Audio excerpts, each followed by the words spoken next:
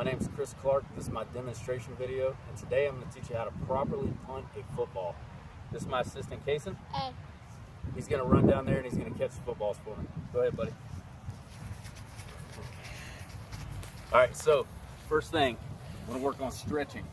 That's the big key here. You want to make sure that you're good and loose so you don't pull anything. A couple of muscle groups you need to concentrate on. You need to concentrate on your quads. You need to concentrate on your hamstrings and your calves, because those are the big three that it takes to kick the football. But also, you don't want to forget about your core, because there's a lot of core involved with punting and kicking a football. So a couple stretches I do. I've already stretched today, but a couple stretches that I do on a normal basis. I do a quad stretch, so I'll take my foot and I pull it up for about 10 to 15 seconds. And I do that a couple times just to make sure that I'm good and loose. The next thing is a sumo stretch, or you could do the butterfly. The sumo, about shoulder width apart, squat down, and you want to push your knees apart, so that way you get that good hamstring stretch. The butterfly, you sit on the ground, feet together, push your knees down. The last stretch, your calf stretch. So there's a couple ways you can do it, but this is the way I do it. I get the maximum stretch out of it. So I just push back on my heel with my opposite foot, and I lean back, and I get that good calf stretch. And I do it on both legs. All right, so talked about stretching. Make sure you're good and loose. That's the big key here, so you don't pull anything. The next thing, we're talking about mechanics. So ball placement, how to properly drop the football. So when you receive the football, I always make sure that after I spin it, my ring finger is right here on that tread. Because if I know my ring finger is right there on that tread, the ball is flat. I'm going to hold it flat in my hand.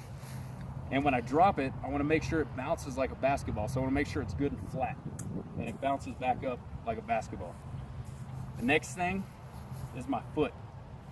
Make sure my foot is extended out, my toes are pointed out, and my foot is as flat as it possibly can be. So that way, when the ball hits my foot, it bounces like a basketball. That'll give you the height and the distance you're looking for. And hopefully, you'll get that good spiral off of it. So right now, I'm just going to show you how to do that.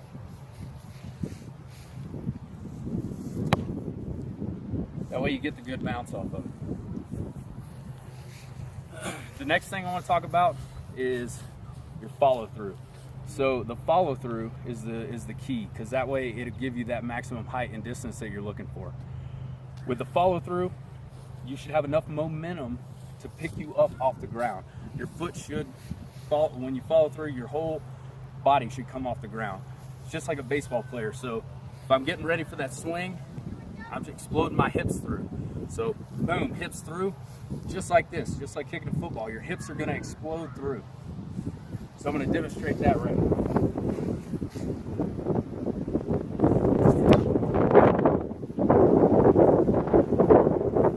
That way you get the height and the distance off of it. There's a couple ways you can do that. With the follow through, you can take one step. Most punters take two steps. I take two. I take a little stutter step and then an extra step, kick the football.